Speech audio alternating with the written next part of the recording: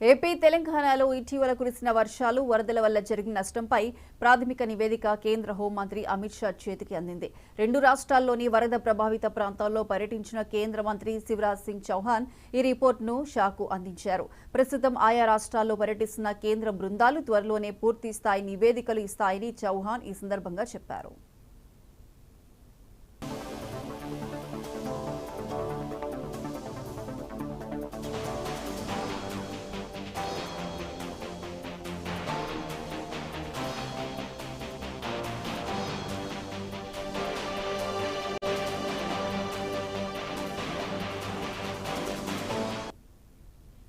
AP తెలంగాణలో ఇటీవల కురిసిన వర్షాలు వరదల వల్ల జరిగిన నష్టంపై ప్రాథమిక నివేదిక కేంద్ర హోంమంత్రి అమిత్ షా చేతికి అందింది.